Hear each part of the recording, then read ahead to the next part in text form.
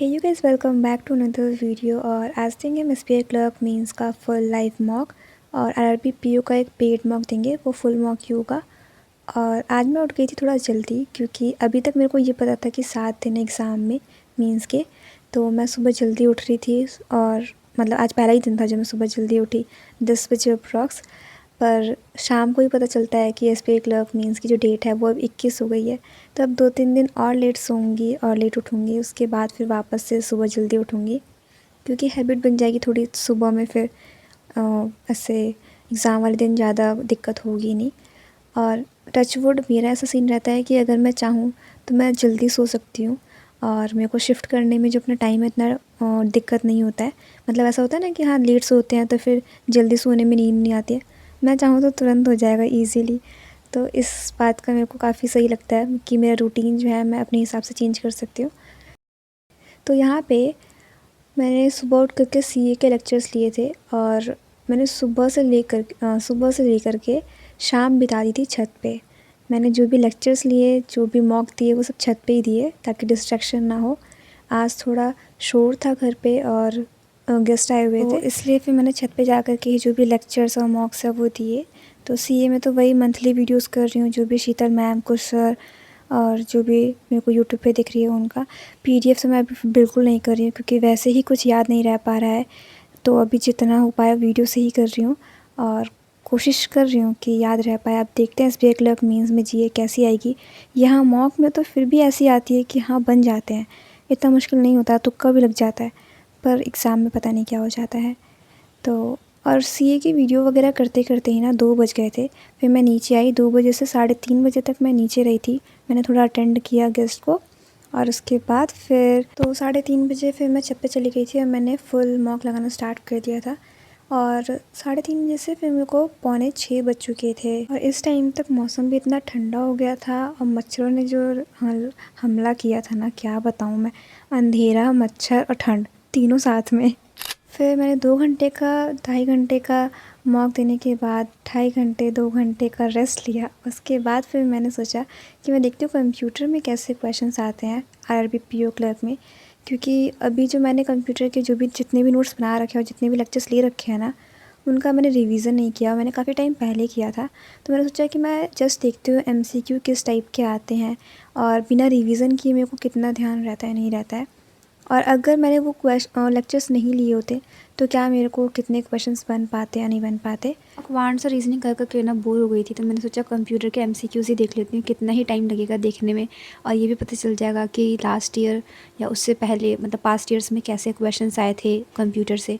तो ये जो क्वेश्चंस थे ना, ये ऐसे थे कि अगर मैं वो क्लासेस नहीं लेती ना तो भी बन जाता है। ये वाले जो थे स्कूल लेवल वाले थे, बट कुछ कुछ टॉपिक्स हैं जिनके लेक्चर्स लेने ही पड़ेंगे। तो ये कर रही थी मैं दिशा पब्लिकेशन की 39 past year RB PO and clerk वाली बुक से, और इसमें प्रीलिम्स और मेंस दोनों के सॉल्व पेपर दिए हुए हैं।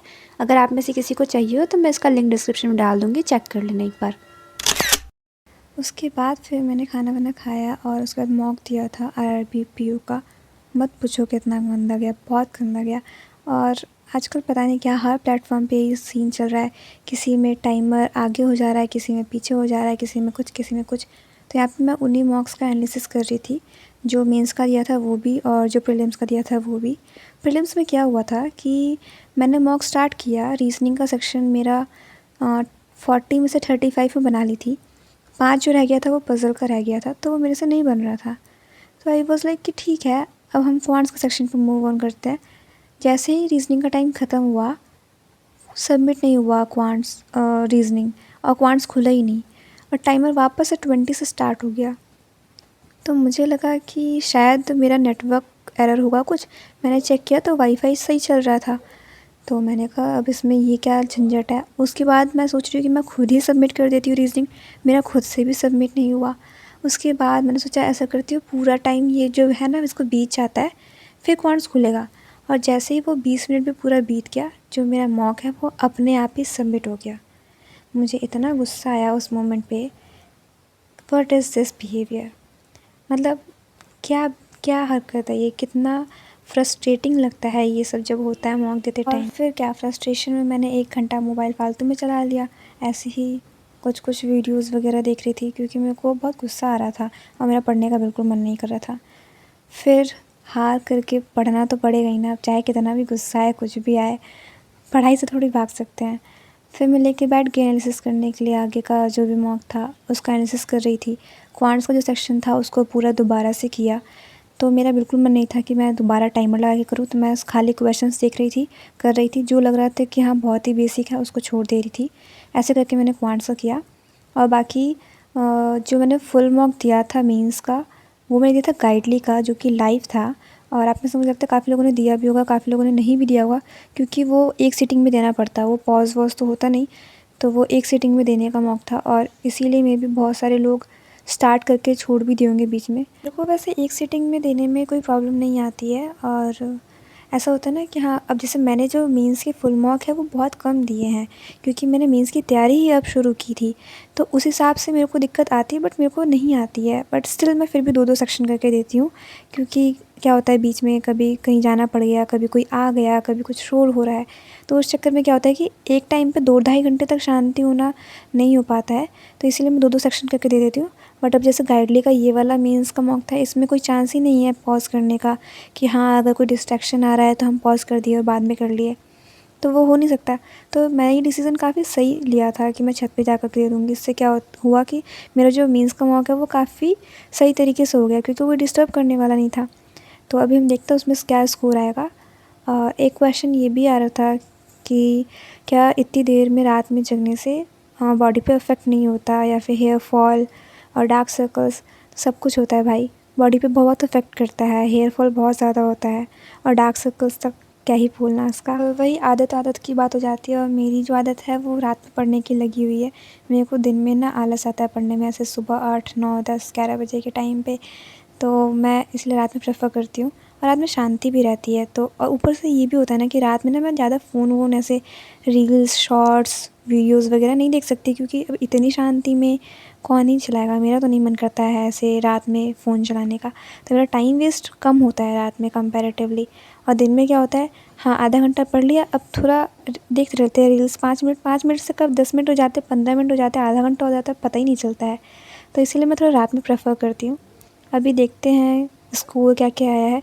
बहुत बात कर ली, तो यही है वो मॉक जिसमें मेरा क्वांट्स का जो टाइमिंग है, इन लोगों ने बेवकूफ़ों ने मेरे को रीजनिंग में ऐड कर दिया, क्योंकि अब मेरे को समझ में आ रहा है वो 25 के बाद 25 मिनट ख़त्म होने का जो 20 मिनट का टाइमर चला, वो क्वांट्स का टाइमर चल रहा था।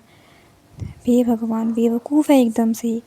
35 मैंने किए थे, जिसमें से मेरे 5 बेवकूफ़ों वाली गलतियाँ हुई है, और उसके बाद 5 क्वेश्चंस जो वो एक पज़ल थी वो मेरी नहीं हो पाई थी पूरी, तो वो तो नहीं हुई।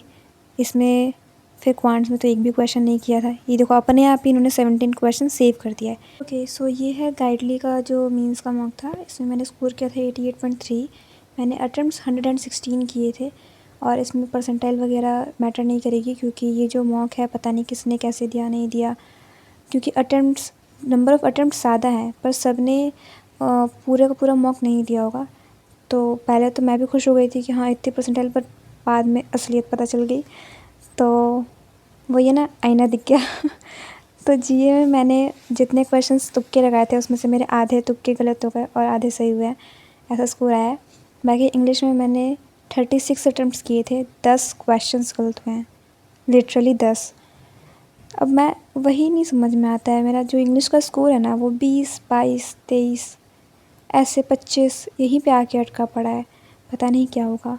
और मैंने जो क्वांट्स में बेवकूफ़ी की है, एक पूरी की पूरी जो डीआई थी ना, वो पास और फेल वाली, बॉयज़ और गर्ल्स, पास और फेल, पूरी डीआई का जो डेटा है मैंने बिल्कुल सही निकाला था। और मेरे जो क्वेश्चंस हैं ना उस डीआई के, वो आंसर्स मैच नहीं हो रहे थे। मैं पूरा का पूरा छोड़ दी। शायद मैं कहीं कैलकुलेशन में वहाँ पे गलती कर रही होंगी वो आंसर निकालते टाइम पे, क्योंकि डेटा तो बिल्कुल सही था। वो मैंने बाद में चेक भी किया था, तब भी सही था। मैंने उसमें 6 मिनट दिए थे। मैंने क्वांट्स में ना बहुत टाइम वेस्ट किया, क्वांट्स रीजनिंग दोनों में टाइम वेस्ट किया। मेरा वेस्ट ऑफ टाइम जब कम होगा ना तभी स्कोर बढ़ेगा, और वेस्ट ऑफ टाइम ही नहीं कमता है। पता नहीं क्या दिक्कत है, बड़ी पागलपंती है।